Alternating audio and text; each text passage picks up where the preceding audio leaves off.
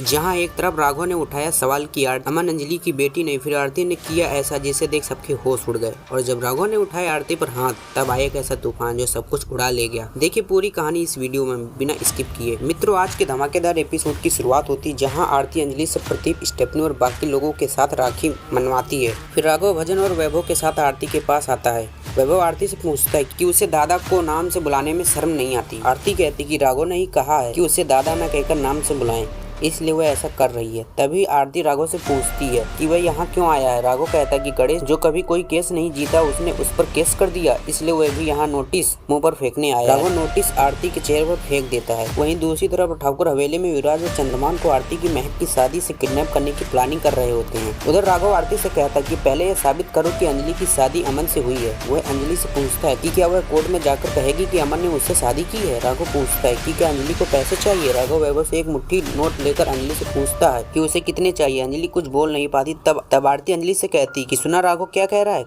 वह तुम्हारा और अमन के रिश्ते का अपमान कर रहा है। आरती गणेश से कहती है कि नोटिस पढ़कर सुनाओ। गणेश बताता है कि ये उनके नोटिस का जवाब है जिसमें कहा गया है कि साबित करो अंजलि अमन की पत्नी है। आरती गणेश से पूछती है कि क्या अंजलि और अमन की शादी हुई थी। गणेश कहते हैं हाँ, और वह इसका गवाह है। चौकी के बाकी लोग भी कहते हैं कि वे सब अंजलि और अमन की शादी के गवाह हैं। राघव कहता है कि कोर्ट में सबूत चाहिए होंगे। भजन कहता है कि सिर्फ इतना ही नहीं बल्कि ये भी साबित करना होगा कि आरती अमन और अंजलि की वैध संतान है, क्योंकि सबको लगा था कि वह मर चुकी है। आरती कहती कि राघव पैसे के लिए किसी भी हद तक गिर सकता है, यहाँ तक कि उसने अपने बेटे की हत्या के केस में बहस की। और अब आता है कहानी में ट्विस्ट। आरती की बात सुन राघव आरती पर हाथ उठाता है, लेकिन आरती उसका हाथ पकड़ लेती है। गणेश आरती से कहता है कि छोड़ दो, वह तुम्हारा दादा है। आरती कहती आज की इस बेइज्जती का बदला वह उसकी इज्जत मिट्टी में मिलाकर लेगी, नहीं तो वह खुद मान लेगी कि वह नाजायज औलाद है। राघव और बाकी लोग वहां से चले जाते हैं। दोस्तों, अब राघव और आरती के बीच छिड़ चुकी है जंग। फिर राघव ने किया कुछ ऐसा जिसे देख सबके होश उड़े जाएंगे। गणेश आरती को विश्वास दिलाता है। आरती कहती कि अगर राघव उसका दादा ना होता तो वो उसे सबक सिखा देती। एपिसोड खत्म होता है। अब अगले एपिसोड में